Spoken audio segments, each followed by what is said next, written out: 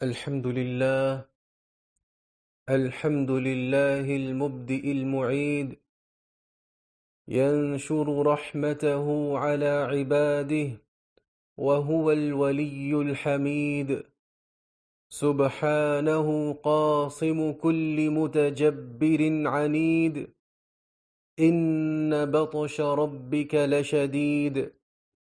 ونشهد أن لا إله إلا الله، ونشهد أن سيدنا محمد رسول الله. اللهم صل وسلم وبارك عليه وعلى آله وصحبه ومن اتبع هداه. أما بعد، فأوصيكم عباد الله ونفسي بتقوى الله ربكم والعمل بما أمركم، تفلحوا في دنياكم وآخرتكم. اسمعوا لنداء خالقكم يا أيها الذين آمنوا اصبروا وصابروا ورابطوا واتقوا الله لعلكم تفلحون.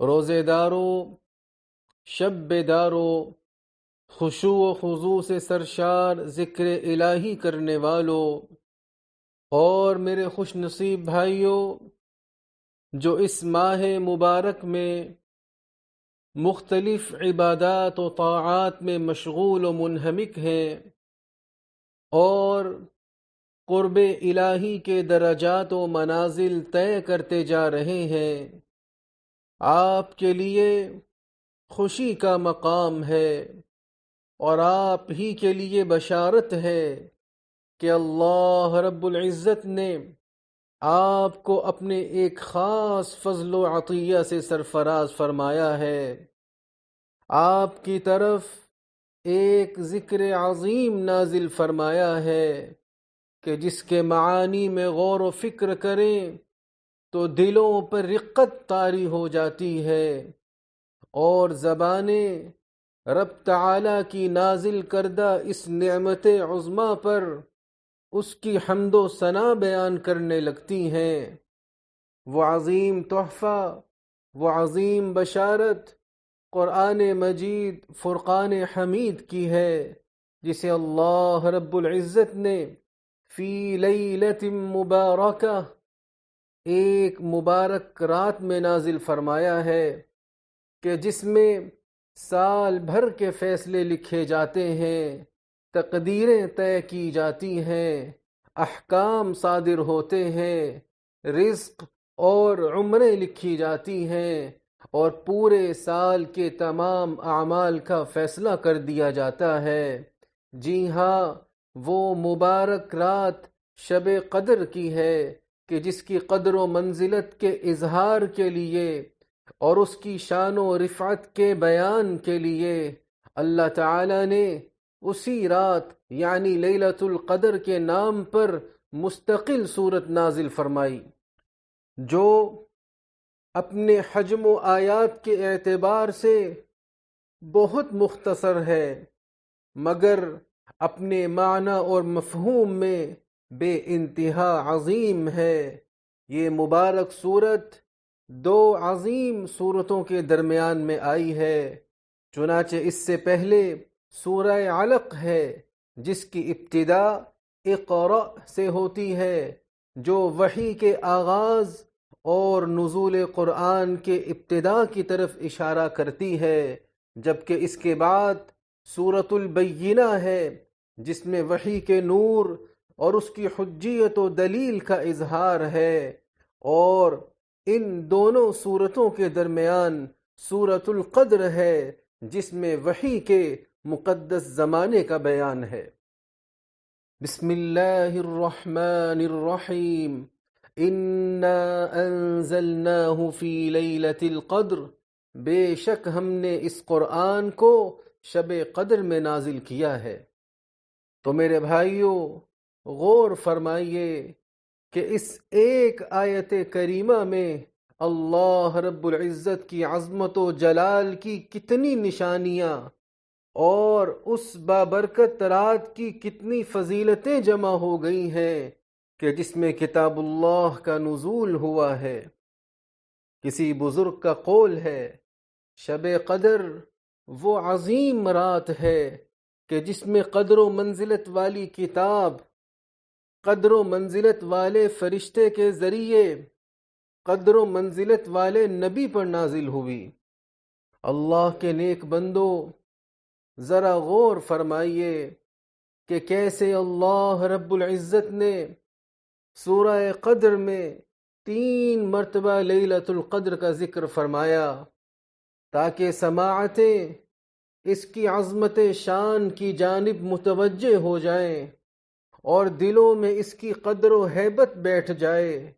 چنانچہ دوسری آیت کریمہ استفہامی اور سوالیہ انداز میں پیش کی تاکہ وہ دلوں کو جھنجھوڑے اور عقلوں کو بیدار کرے۔ ارشاد باری تعالی ہے، وَمَا أَدْرَاكَ مَا لَيْلَةُ الْقَدْرِ، اور تمہیں کیا معلوم کہ شب قدر کیا چیز ہے۔ میرے بھائیو، یہ اس بات کا اعلان ہے کہ اس رات کی اصل قدر و منزلت سوچ و تصور سے کہیں زیادہ ہے اور انسان اس کی فضیلت کا مکمل ادراک کرنے سے قاصر ہے۔ اس لیے اس سوال کا جواب خود باری تعالی نے عطا فرمایا، لیلۃ القدر خیر من 1000 شہر، شب قدر 1000 مہینوں سے بھی بہتر ہے۔ یہ نہیں فرمایا کہ 1000 مہینوں کے برابر ہے، بلکہ فرمایا کہ 1000 مہینوں سے بھی بہتر ہے۔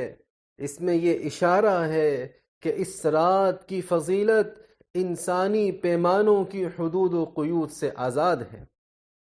چنانچہ یہ وہ مبارک رات ہے جس میں عبادت کا ثواب طویل عمر کی عبادتوں سے بھی کہیں زیادہ ہے۔ تو مبارک ہو اس شخص کو جسے اللہ رب العزت اس رات میں قیام کرنے والوں کی صفوں میں خشوع و خضوع کے ساتھ کھڑا پائے، یا دعا کرنے والوں کے ساتھ اس کی عاجزانہ دعا و صدا سنے، یا صدقہ و خیرات کرنے والے نیک لوگوں میں اسے سبقت کرتا ہوئے دیکھے۔ لہذا میرے بھائیوں، چستی پکڑیے اور پورے آخری عشرے کو غنیمت جانیے۔ نبی کریم صلی اللہ علیہ وسلم کی سنت کی پیروی کرتے ہوئے آپ کا ارشاد پاک ہے، کان صلی اللہ علیہ وسلم اذا دخل العشر شد مئزرہ وَأَحْيَا لَيْلَهُ وَأَيْقَظَ أَهْلَهُ۔ جب رمضان کا آخری عشرہ آتا تو رسول اللہ صلی اللہ علیہ وسلم عبادت کے لیے کمر کس لیتے، خود بھی شب بیداری فرماتے اور اپنے گھر والوں کو بھی اس کے لیے جگاتے، اور تاقراتوں میں خصوصی طور پر عبادات و اعمال صالحہ کی کوشش کریں، کیونکہ نبی کریم صاحب خلق عظیم صلی اللہ علیہ وسلم کا ارشاد ہے، تحروا لیلۃ القدر فی الوتر من العشر الاواخر من رمضان۔ شب قدر کو رمضان کے آخری عشرے کی تاقراتوں میں تلاش کرو۔ لہذا تاقراتوں میں بالخصوص عبادت کا اہتمام کیجیے تاکہ آپ اس عظیم رات کے ثواب سے محروم نہ رہیں۔ نبی مکرم رسول معظم صلی اللہ علیہ وسلم کا ارشاد ہے، من حرم خیرہا فقد حرم، جو اس رات کے خیر سے محروم رہا تو وہ بس محروم ہی رہا۔ تو میرے بھائیوں، اسے محرومی کیوں کر نہ جانے، جبکہ اس بابرکت رات میں جوق در جوق آسمان سے فرشتوں کا نزول ہوتا ہے، جن کے درمیان جبرائیل علیہ السلام جلوہ افروز ہوتے ہیں۔ ارشاد رب قدیر ہے، تنزل الملائکۃ والروح فیہا بإذن ربہم من کل امر۔ اس میں فرشتے اور روح اپنے پروردگار کی اجازت سے ہر کام کے لیے اترتے ہیں۔ اور آپ علیہ السلام کا ارشاد ذی وقار ہے، وَإِنَّ الْمَلَائِكَةَ تِلْكَ اللَّيْلَةَ أَكْثَرُ فِي الْأَرْضِ مِنْ عَدَدِ الْحَصَى، اور اس رات میں فرشتے کنکریوں کی تعداد سے بھی زیادہ ہوتے ہیں۔ چنانچہ وہ مومن بندوں کو سلام کرتے ہیں، عبادت گزاروں کی دعاؤں پر آمین کہتے ہیں، تو خوشخبری ہے اس کے لیے جو اس رات میں رب تعالی کی رضا کے لیے قیام کرے۔ نبی کریم صلی اللہ علیہ وسلم کے اس قول کو پیش نظر رکھتے ہوئے، من قام لیلۃ القدر ایمانا واحتسابا غفر له ما تقدم من ذنبه، جس نے شب قدر میں ایمان کی حالت میں اور ثواب کی نیت سے قیام کیا، اس کے پچھلے تمام گناہ معاف کر دیے گئے۔ اور کیا ہی سعادت ہے اس شخص کی جسے اس رات وہ دعا ورد زبان بنانے کی توفیق مل جائے جو آپ علیہ السلام نے ام المؤمنین سیدہ عائشہ رضی اللہ عنہا کو اس وقت سکھائی تھی جب انہوں نے آپ علیہ السلام سے پوچھا تھا، اے اللہ کے رسول، ذرا بتائیے کہ اگر مجھے شب قدر کا پتہ چل جائے تو مجھے اس میں کون سی دعا مانگنی چاہیے؟ تو آپ علیہ السلام نے فرمایا، قولی اللہم انک عفو تحب العفو فاعف عنی، یہ دعا پڑھا کر، اے اللہ تو معاف کرنے والا ہے، معاف کرنے کو پسند کرتا ہے، سو مجھے معاف فرما دے۔ یا ایہا الذین آمنوا اطیعوا اللہ واطیعوا الرسول واولی الامر منکم، اقول قولی هذا واستغفر اللہ لی ولکم فاستغفروه۔ الحمد للہ وحدہ والصلاة والسلام على من لا نبی بعدہ، اما بعد۔ روزے دار بھائیو، اس سورت کے اختتام میں اللہ رب العزت کا فرمان ہے، سلام ہی حتی مطلع الفجر، وہ رات سراپا سلامتی ہے فجر کے طلوع ہونے تک۔ جی ہاں میرے بھائیو، یہ رات سراپا سلامتی ہے جو دلوں میں سما جاتی ہے اور انہیں سکون و اطمینان بخشتی ہے، اور ساری زمین کو اپنی آغوش امان میں لے لیتی ہے، اور اس پر امن و سلامتی، رحمت و برکت بن کر چھا جاتی ہے۔ تو ذرا غور فرمائیے کہ کیسے اللہ رب العزت اس ماہ رمضان میں اپنے بندوں کے لیے امن و سلامتی چاہتا ہے، اور کیسے ان کے لیے راحت و سکون کے اسباب مہیا کرتا ہے، لیکن یہ دشمنان امن، ظلم و جبر کے خوگر، رب تعالی کے احکامات کی کھلی خلاف ورزی کرنے والے ہیں۔ وَيُفْسِدُونَ فِي الْأَرْضِ، اور یہی لوگ ہیں جو زمین میں فساد مچاتے ہیں۔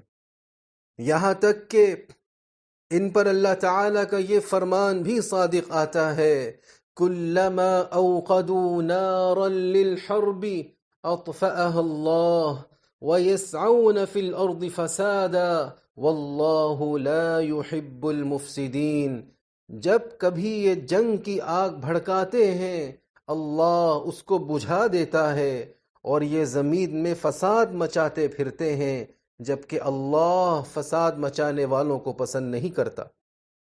لیکن یاد رکھیں، انشاءاللہ ایسا ہرگز نہیں ہو سکتا کہ وہ رب تعالی پر ہمارے ایمان و توکل کو متزلزل کر سکیں، یا ہمارے امن و امان کو ہم سے چھین سکیں، یا ہمارے باہمی ربط و اتحاد کو کمزور کر سکیں، کیونکہ ہمیں رب تعالی کے اس قول حتی مطلع الفجر، فجر کے طلوع ہونے تک کے الفاظ سے یہ یقین و اطمینان حاصل ہوتا ہے کہ فجر بہرحال آنے والی ہے، ظلم کی اندھیری رات کتنی ہی لمبی کیوں نہ ہو، بالآخر فتح و کامرانی کی صبح طلوع ہو کر رہے گی۔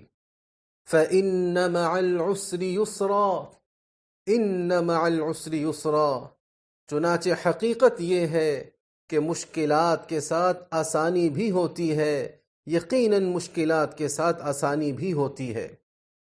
چنانچہ ہمیں اللہ کی ذات پر بھروسہ ہے کہ وہ سرزمین امارات کی حفاظت فرمائے گا اور دنیا بھر میں پھیلی اس کی خیرات و عطیات کی بدولت اسے سر بلند کرے گا۔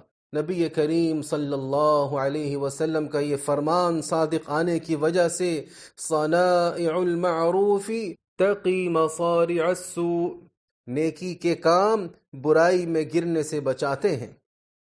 چنانچہ اس وطن کے دستے سخا ہر دور و قریب کے لیے کھلے ہیں۔ لوگوں کی مدد و نصرت ان کی پہچان ہے، محتاجوں اور ضرورت مندوں کی اعانت ان کا شیوا ہے۔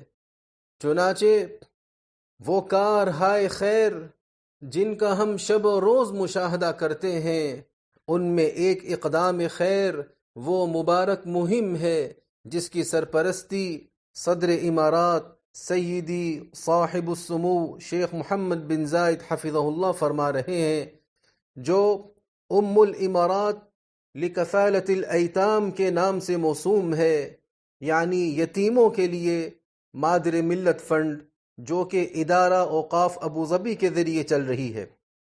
لہذا اس کار خیر میں بھرپور حصہ لیجئے تاکہ آپ اپنے رب کے ہاں عظیم اجر و ثواب کے مستحق بنے۔ علاوہ ازیں ان بابرکت ایام کو اپنی عبادات و طاعات سے معمور کیجئے۔ اس کے شب و روز ذکر الہی کی کثرت اور رب تعالی کے حضور عجز و ندامت کے ساتھ دعائیں کرنے میں گزاریے، کیونکہ رب کریم نے ہی آپ کو دعا کا حکم دیا ہے اور ساتھ ہی قبولیت کا وعدہ بھی فرمایا ہے۔ ارشاد باری تعالی ہے، ادعونی استجب لکم، مجھے پکارو میں تمہاری دعائیں قبول کروں گا۔ تو اے رب کریم، ہم تیری بارگاہ میں دستے دعا بلند کرتے ہیں۔ اے دعائیں سننے والے اللہ، ہمارے پیارے وطن امارات کی حفاظت فرما، اس کی قیادت و عوام کی حفاظت فرما، اس کی سرزمین پر بسنے والے ہر فرد کی حفاظت فرما، اس کی خشکیوں، پانیوں اور فضاؤں کی بھی ایسی حفاظت فرما جو تیری طاقت و قوت کے شایان شان ہو، اور اس کو ایسی فتح و کامرانی عطا فرما جو تیری قدرت تامہ اور تیرے مقام عظیم کی شاہکار ہو، اور اپنی خاص رحمت و عنایت اور نگہبانی میں اس کو شامل فرما۔ اے رب کریم، اس ارض پاک پر امن و امان، عزت و شان، فضل و احسان قائم و دائم فرما۔ اے اللہ، اسے ظالموں کے ظلم سے، دشمنوں اور کینہ پرور لوگوں کے شر سے محفوظ فرما۔ اے اللہ، انہیں ان کے جرائم کا بدلہ دے، ان کے برے اعمال اور خراب نیتوں کے مطابق ہی ان کے ساتھ معاملہ فرما، ان کی چالوں کو انہی کے گلے کا طوق بنا دے۔ اے رب العالمین، ہمارے ملک کی حفاظت فرما۔ اے اللہ، ہمارے وطن کے بہادر سپاہیوں کی حفاظت فرما، ان کے بازو مضبوط فرما، ان کے ارادوں کو پختہ فرما، ان کے نشانے تیر بہدف فرما، انہیں اپنے اور ان کے دشمنوں پر غالب فرما، اور انہیں اجر عظیم اور ثواب کثیر عطا فرما۔ اللهم صل وسلم على سيدنا ونبينا محمد وعلى آله وصحبه أجمعين، وارض اللهم عن أبي بكر وعمر وعثمان وعلي وعن سائر الصحابة الأكرمين. اللهم تقبل منا الصيام والقيام وتلاوة القرآن وأعنا على طاعتك يا رحمن. اللهم اجعلنا بك مؤمنين ولك عابدين، وبفضل ليلة القدر من الفائزين، وبوالدينا بارين، وارحمهم كما ربونا صغارا يا أرحم الراحمين. اللهم احفظ الشيخ محمد بن زايد رئيس الدولة بحفظك، واكلأه بلطفك، وأحطه برحمتك واشمله برعايتك وأظله بعنايتك واجعل عمله في طاعتك وأيده بنصرك وهيئ له من أمره رشدا وكن له عونا وسندا وهاديا ومسددا أنر بصيرته ووفق مسيرته وسدد قوله وفعله وبارك في عمره وعمله واجعله مفتاحا للخير مغلاقا للشر موفقا في كل أمر. اللهم وفقه ونوابه وإخوانه حكام الإمارات وولي عهده الأمين لما تحبه وترضاه. اللهم ارحم الشيخ زايد والشيخ راشد وشيوخ الإمارات الذين انتقلوا إلى رحمتك وأدخلهم بفضلك فسيح جناتك واشمل شهداء الوطن برحمتك وغفرانك وأجزل لهم ثوابك وأفض عليهم من فيض عطائك واجز أهليهم خير ما تجزي الصابرين. اللهم ارحم المسلمين والمسلمات الأحياء منهم والأموات. اللهم اسقنا الغيث ولا تجعلنا من القانطين. اللهم أغثنا اللهم أغثنا اللهم أغثنا. عباد الله، اذكروا الله العظيم الجليل يذكركم واشكروه على نعمه يزدكم.